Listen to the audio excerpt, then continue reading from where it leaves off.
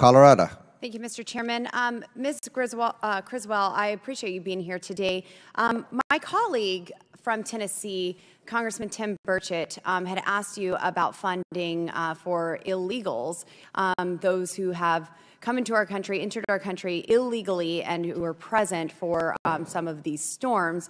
And under oath, you stated that only American citizens could apply for additional funding through FEMA. Do you stand by that? American citizens and eligible legal aliens can... Legal aliens, those who have come through the ports of entry legally and have their green card or anything else. Well, we have illegal aliens who have entered our country, and FEMA itself has reported $380 million in additional funding to communities receiving migrants. FEMA awards $110 million to the Emergency Food and Shelter Program to assist migrants. Another FEMA notification, Department of Homeland Security announces distribution of more than $77 million in congressional funding for communities receiving migrants. Politico says New York City to get $104.6 million from FEMA, and the list goes on and on. Even the embassy, the U.S. Embassy in El Salvador chimed in, and so I would say that there's quite a bit of money going towards illegal aliens. And Mr. Chairman, I would like to ask for this to be submitted into the record. These headlines here.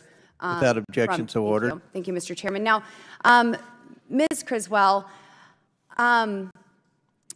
We've heard that Ms. Washington said that she's being used as a scapegoat, and I kind of lean to believe that, because here today we have this list of chain of commands. We have supervisors who are all around her, yet we can't point to any specific supervisor who's being held accountable here. We've heard that there's an investigation. We hear about investigations all the time. Ms. Criswell, I have people sit here in front of this committee and tell us all about investigations, and then we never receive any information from that. We have seen the devastation of American citizens who have been impacted by these hurricanes, and they want answers. So is Ms. Washington being used as a scapegoat for carrying out the directive to not go to homes with Trump signs? I received information on November 7th that there was an employee that had directed homes with Trump signs be avoided. And you terminated her, but are there others who are going to be held accountable? Now, let me ask you this. Okay, you have the investigation that's been asked of you. What are you going to do to preserve this investigation and ensure that it continues in the next administration? We will fully cooperate with the IG if they choose to take on this investigation. It has also been elevated to the Office of Special Counsel.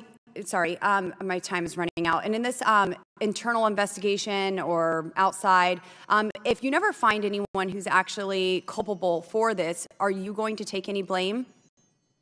We are conducting ongoing investigations. Are you going to take any blame if no one is found? If no one is found, if we find anyone that has been violating the way we deliver assistance, I'll move on. I'm sorry, you're not answering my question directly. So this is a culture that the Biden administration has allowed to cultivate as, and I believe that you are a part of this as FEMA, and I would hope that you would take responsibility for allowing your employees to discriminate those who they help based on politics, rather than just dismissing it on an investigation. Now, are there barriers within FEMA between public and private partnerships or relationships, or is FEMA only focused on blocking resources from Trump supporters? Can private citizens help in an emergency? The actions of one individual are not representative of the way FEMA delivers its programs. Can FEMA work with private citizens in an emergency to get resources to American citizens? I think you would have to give me some specific examples of what you mean. So we have Elon Musk. He said, quote, "My blood is boiling." Mr. Chairman, I would like to submit for the record this article that was printed in regards to Elon Musk is being furious over FEMA blocking SpaceX engineers from without objection, to ordered.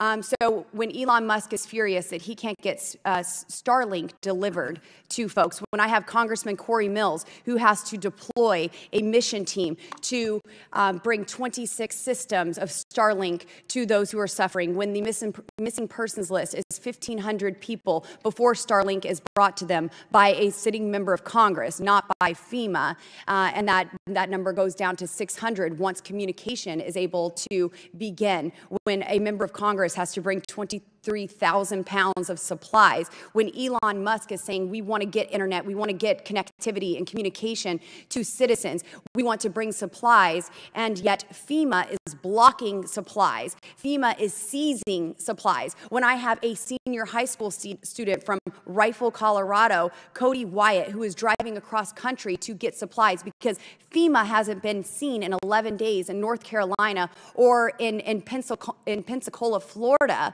when they aren't present, can citizens help, or is FEMA going to continue to block private citizens and refuse to help those based on their political affiliation? FEMA has never blocked any assistance from moving around any of the states that were impacted. In fact, when Mr. Musk released that statement, we had over 70 Starlink satellite terminals in and around North Carolina, exceeding what he For had 11 already days, said. Congressman Corey Mills did not see a single FEMA representative or truck, and I have witnesses as well in Florida who did not see any help from FEMA for days. We were on the ground before the disaster started.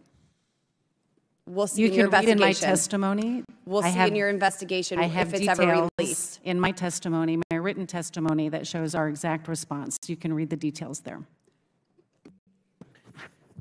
Before